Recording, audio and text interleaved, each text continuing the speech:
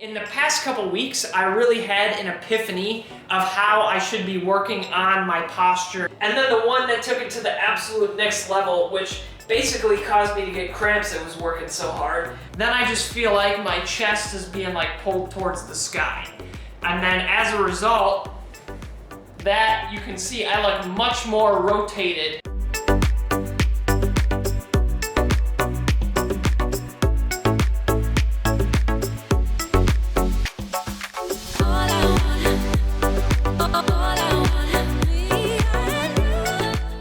Welcome back to Odyssey, everybody, and another episode of our series, Swing Thoughts. Now, for those of you guys not familiar, since this is only the third episode, this is a variety show focused on motivational content and what you guys can do to take actionable steps to achieve your goals, whether that's golf-related, YouTube-related, or some personal or financial goal.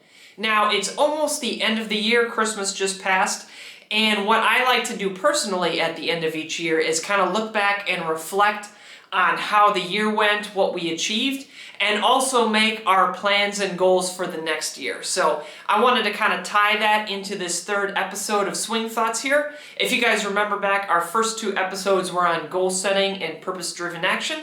So I felt like this was a good natural transition and something we could kind of recap together, and maybe you guys can implement this yourselves moving forward. Just a quick refresher of what these episodes typically look like. So far, I've focused on three main segments in each episode. The first segment is Swing Thoughts, where we kind of go back and analyze my swing and my practices for the past couple weeks and talk through what I've been working on, what I've been trying to fix, and maybe you guys can comment if you see some different things in my swing or have some ideas for drills or improvements. The second segment is Manifest Your Destiny. This segment is focused on how you can take actionable steps to achieve your goals. And the third segment is PGA, which stands for Posture, Grip, and Alignment. I'm going to try changing up the order for this episode, and we're just going to start out heading down to the gym for our Swing Thoughts segment and our PGA segment. And then we'll finish up this episode with Manifest Your Destiny, focus on reflecting on the year and what we can do to take some actionable steps moving into next year. So with that in mind, let's go ahead and head down to the gym. All right, our first segment today is Swing Thoughts, where I talk you through the swing changes that I'm working on to try and improve my swing. So normally I go through recorded video on my phone of my practices, but today I'm just gonna go through the actual swing changes in front of the camera themselves. So it's been about 2 months into the off season now, and I've really been trying to rework my swing. So what's kind of been plaguing me continually throughout the season is two things. So the first in my backswing is, and I'm gonna go ahead and go face on, but my swing always looks so short in the backswing when you guys watch my videos on the course. And that's because kind of my first instinct in the backswing is to kind of turn over. I'm thinking like this is connected, but what's actually happening is I'm like turning my hands over and I'm getting really, really inside. And then as a result, I'm also kind of like rocking to the back here. So my swing, even though when I'm thinking or what it's like looking like when I'm looking in the mirror is like shallow, it's actually really down low and my weight is shifted. So what I've been working on is just kind of have a nice connected one-piece takeaway. So I've been doing a lot of like face-on mirror work, making sure I'm nice and relaxed and level. And then kind of the arms and the chest are all just connected together at this first part of the move. Then I just feel like my chest is being like pulled towards the sky. And then as a result, that you can see I look much more rotated and my backswing looks much longer compared to what I was doing before of kind of quickly setting and getting shifted and stuck back here. And that kind of leads me to the second swing flaw is when I'm stuck back here and low and then I try to have this like powerful rotational swing, because I'm stuck on this back leg, the only thing I can do or what's naturally going to happen is the club is going to whip outside and then I'm going to be coming across the ball out to in. So when I go look back at a lot of the rounds I played this year, some of the shots just getting like topped was a lot of that, the longer driver clubs just coming from out to in and then trying to just be athletic and make up for it, but as a result, a lot of top shots there. So kind of issue number one is fixing this takeaway issue and make sure I'm rotating and not rocking back. And then issue number 2 has been in the downswing, making sure that I'm not letting this fly out and I'm actually just staying connected and rotating in the downswing. So that's pretty much what I've just been grinding out in the last 2 months here. So I've been using a lot of alignment sticks and stuff to just keep my body connection, but I've really been trying to just focus on slow-mo swings and just making sure we can really feel the connection. So one video that I did recently is I did a hole-in-one challenge where I just kept hitting wedge shots until I got a hole-in-one. And not only was this awesome because I was able to finally get the hole-in-one after several hundred attempts. If you guys haven't watched that video, you should go check it out. But what I was really trying to do with that practice is just be able to get to the point where I could basically just do a freezer and have my body feel connected and controlled throughout the entire swing. So that's slowly been getting drilled into my head, but now I can finally start to feel where I can have this nice connected takeaway and then more of a connected downswing that doesn't like whip out. So that's pretty much what we've been working on. If you guys have any ideas for good drills, so far the ones that I've seen is I really like for like the backswing is some of the Tom Watson stuff. So like keeping the arms and chest connected as one piece in this first part of the takeaway. And then the one where he's got like the coat hanger looking down through the hole and making sure he's not like shifting off of it. Those have been really kind of helping me mentally. Because whenever I think about the chest rotating, that's immediately, I'm thinking chest and the club just like whips out here. But then to compensate for that, I'm like, okay, I know I'm coming out. So instead I think like this. But then now you can kind of just see there, my first instinct is this left hip kind of gets early extension and I'm dropping the club down here. Versus what I really want is kind of this chest rotates and then chest rotates through the ball here. And you can see that club is perfectly like shallow and where I want it to be. So that's what we're trying to get to. That's kind of where we are right now after the first 2 months of grinding. Again, if you guys have any ideas for drills or way that I can improve that part and not be whipping the club out, that would be much appreciated. So that's our Swing Thoughts segment. Let's go ahead and move on to PGA while we're down in the gym, and then we'll head up for Manifest Your Destiny. All right, we've got the camera rotated. We're in our regular gym portion of our basement here, and now it's time for our PGA segment, which is posture, grip, and alignment. So again, we're not focusing on swing changes here. We're focused on things we can do to maintain our body and avoid injury. Now, in the first 2 episodes, the areas I was focused on was kind of fixing this anterior pelvic tilt, having the hips turn too much under, and have more of a relaxed, upright, neutral posture. And then we were focusing on the grip in our wrists because we were kind of having a thumb tendon issue with how our grip was, so we needed to really drill down on that and make sure we were gripping the club right to avoid injuries there. So in the past couple weeks, I really had an epiphany of how I should be working on my posture and hip exercises. So this was spurred by my girlfriend convincing me to go to some hot yoga classes, and the exercises that they had us doing, I had this epiphany of range of motion and how it should be, and it was feeling much, much better compared to how I've been training it the past couple of years. So I've really been working on fixing my posture from kind of this collapsed video game office worker posture into this more upright posture. But I've been working at it so hard for so long, really trying to open up this chest, that when I actually started to get into, and it's probably what caused the anterior pelvic tilt, is by focusing on trying to open up this chest and be more upright more, I got too much arch in my back trying to like open it up. And part of this was because I was doing so many like flies and snow angels and these types of exercises, but the way I was thinking about it in my head was thinking about moving my shoulders and really trying to like roll my shoulders under, and that's what was causing all this arch. And also because I was only focused on rolling the shoulders, when I was doing all this range of motion stuff, I was really only getting to about here. You can see not all 90 degrees there. I was really only getting to about here because I was focused so much on just like the shoulder. But what they had us do in the class was actually sort of flies like this, but focus on when you take it to the front, actually touching your elbows together. And then I kind of just kept them in this like 90-degree position as I was flying out. And you can see if I rotate here, way better with the range of motion there. So I was doing this with just 8-pound weights, flies like this, and that has really been helping me get this tightness in like the lower part of the shoulder before it goes down into the lat. That historically has been really tight for me. And part of the reason I have kind of that casting motion out in the swing is because this is so tight and kind of like stuck forward from my office posture that to actually do the swing properly, where you think like a tennis serve or a really good golf swing where the elbow is kind of leading first, I can't even do that just because of the mobility of my shoulder. So just by working on that stuff, kind of had that epiphany in my posture, because before, when I was working on the elbow leading first, I would just get these horrible cramps in this muscle right here just because I couldn't get to that range of motion from just being tight.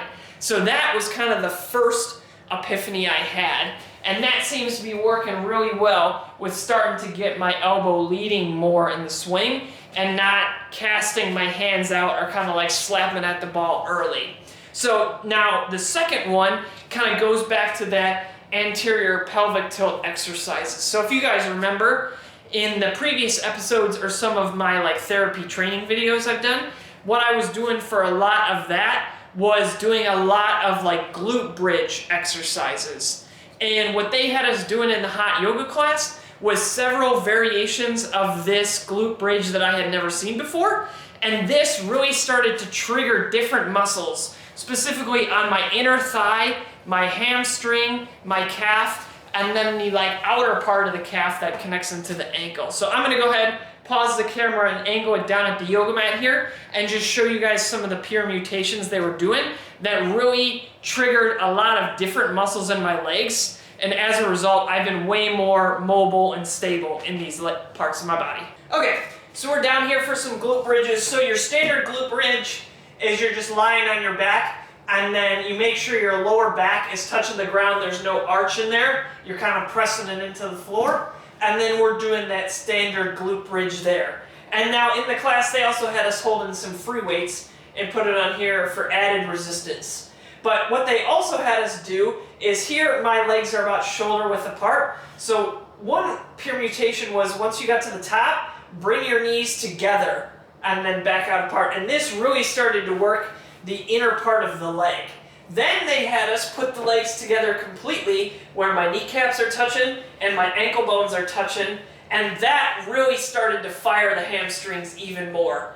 And then the one that took it to the absolute next level, which basically caused me to get cramps, it was working so hard, was they would raise their heels and just be on the balls of their feet or their toes, keeping everything pressed together, and then do the glute bridge. And that was not only like the hamstring and like the sciatica area you could feel it fire, but really the outer calf connecting down into the ankle, almost that like IT band stuff on the outside.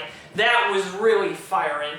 And after doing that for a couple weeks, not every day because I was getting so tired and so many cramps from trying to do that. So take it, pace yourselves, but doing those different permutations have really been stabilizing my hips much, much better and kind of getting rid of that anterior pelvic tilt compared to just the standard glute bridge I would do before. So always consult with a physical therapist or a medical professional when it comes to this kind of stuff. But if this is a similar issue that you guys struggle with, these are some great exercises that have helped me. The last thing I'll go through while we're out on the floor here before we go to our last segment is one other stretch they had us do in the class that again helped with kind of that hip mobility and getting that full rotation in the swing.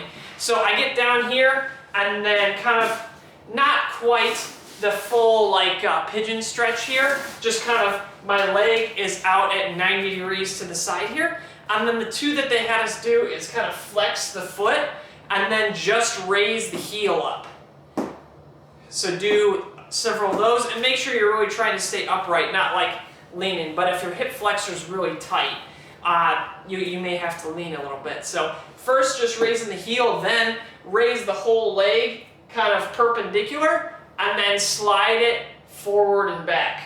And these two have really helped with the tightness in the hip flexor there. So those are just a couple different exercises and stretches we had from kind of our hot yoga excursion. So I wanted to share those with you guys because they have really been helping me just kind of with this shoulder really getting open, and then with all this hip flexibility and stability. So with that in mind, we're done down here. Let's go ahead up to the office for the Manifest Your Destiny segment and reflecting on kind of our year of 2024. All right, we have migrated to our desk for our final segment of the day, Manifest Your Destiny, the segment where we talk about how you can take actionable steps to achieve your goals.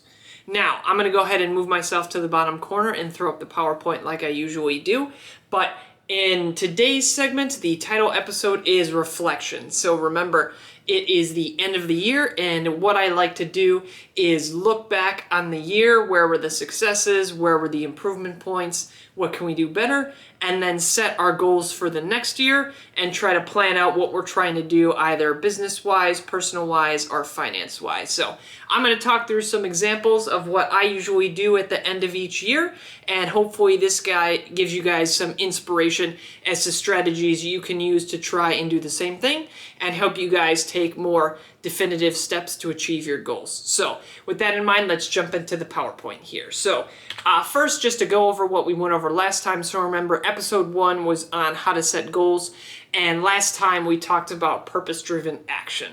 So remember, this is taking specific activities or decisions with a clear purpose of what we're trying to achieve to make sure that we can achieve our goals in a short amount of time as possible. Because remember, we aren't professional golfers. We don't have kind of unlimited time and resources to just practice. So how can we make sure that we get the most out of the time that we have?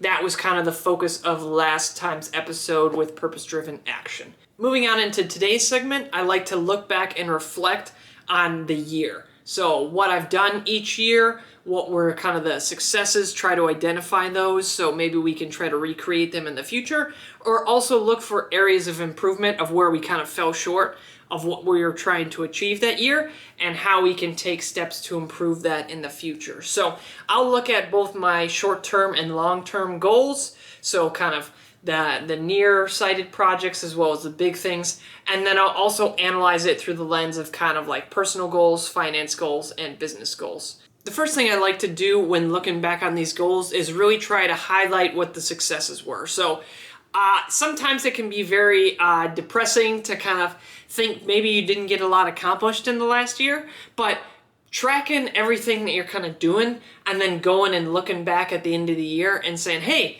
we actually did achieve quite a lot last year, and we can kind of feel good and confident about those results and that we worked our hardest or we did everything within our power to try and achieve our goals. So maybe for me, we didn't quite get the subscriber count growth that we were looking for on the YouTube channel, but I did definitely improve the quality of my YouTube videos. We released less videos and we just were really focusing and being mindful of what we were putting out there.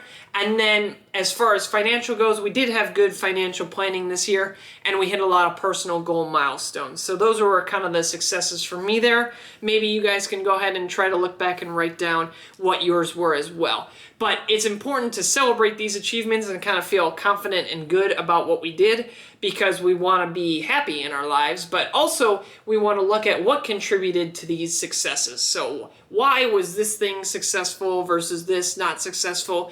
If we can identify the reasons of why something was successful, then we can continue to try to do that again in the future and just kind of build on that. Then the last thing I'll look at when I'm sort of like looking at the successes is, are these long-term goals still aligned with my current aspirations? So maybe last year I really thought I'd be at this point in my life, but after a year, the world's changed, maybe my personal interests changed, maybe I had a family event occur that kind of my priorities have to change. So it's also important when you're looking back at your successes to try and see if your long-term goals are still aligned with the things that you're interested in. So once we've kind of looked and highlighted our successes, now we want to start to drill down more on some of the nitty-gritty and look at our goal setting and maybe do some sort of like gap analysis and try to find areas of improvements to help get better for next year. So first, I like to look at the goal setting portion.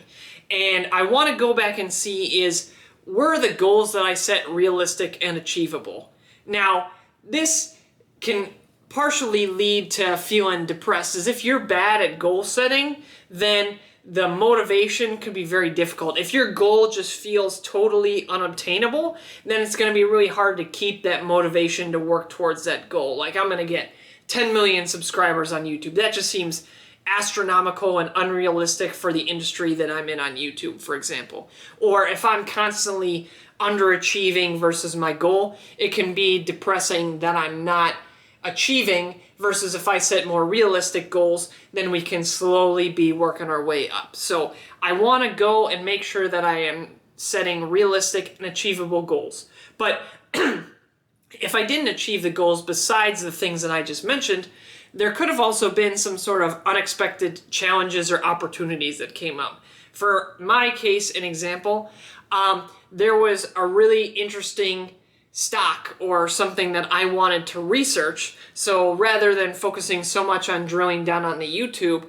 I took a couple months break off of that, still putting out some semi-regular videos, but I really wanted to focus on doing some stock research and make some really solid investments this year, because the opportunity just seemed too great to not capitalize on that. So it was okay to kind of push off some of my main goals and focus on that, because that was something new that kind of arose and time was of the essence. So I wanted to focus on that before I went back to the main goals that I was working on. Once I've looked at the goals themselves, then the next thing I'll usually do is something called gap analysis. So if this was the goal and this was the result, why was there a gap in the performance there? So some goals are just out of our control. So when we go to look at why we didn't achieve our goals, to give you guys a YouTube example, is if I set a goal of I want to get to 500 subscribers or I want to get to 1,000 subscribers, that goal is quite difficult because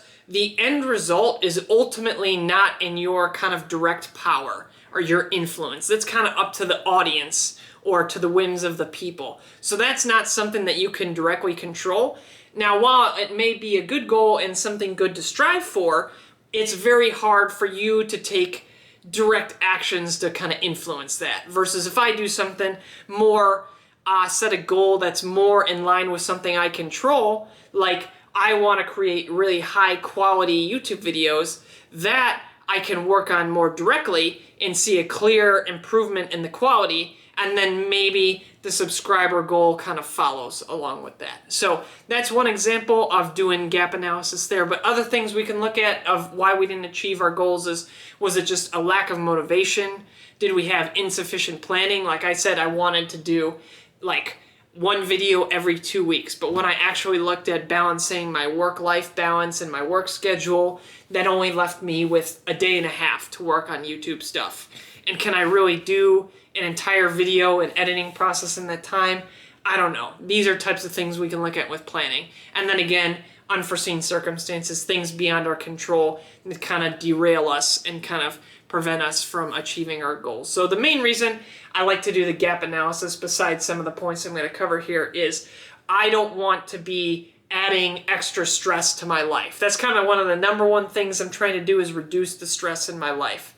So putting unrealistic goals on myself and then not achieving them is just another stressor that's added to my life that doesn't need to be there. So by doing this good goal setting and gap analysis, we can kind of understand why we maybe achieved or didn't achieve, and then we don't have to be mad at ourselves, and we know what we can do next time to achieve our goals. So stress is a big important factor in here, and why some of this stuff is important to look at in both our personal, financial, and business lives. So a couple other gap analysis strategies is, did our strategy prove effective? So looking at the actual thing that we did, that I'll just circle back around to the kind of subscriber count versus improved quality example there. So setting a strategy that's more realistic with things you control, maybe going back to some of our previous episodes of setting like goals that have like timelines or deadlines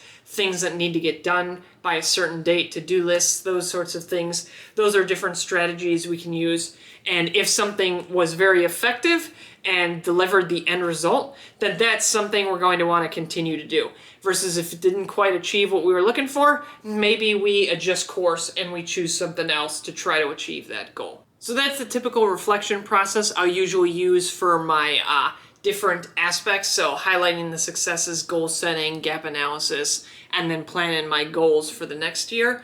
The last thing I'll touch on, and I don't normally do this kind of content on this channel, I mainly try to keep it focused to golf, but specifically when I'm looking at reflecting on my financial situation, the strategy that I typically do is I have a tracking sheet that has all my expenses, all my like income generation sources. Normally it's just like my salary, or if I have like dividends or those types of things from stocks, I'll keep all those tracked. So money coming in, money going out, and then look at all my different expenses and update that at the end of each year. Sometimes I'll even do it on the half or the quarter, just to have the most up-to-date financial situation. But I like to keep this tracking sheet and every year update it and make sure that kind of my situation is moving in the right direction of where I want it to go. So I always want to make sure my progress is going towards my goals.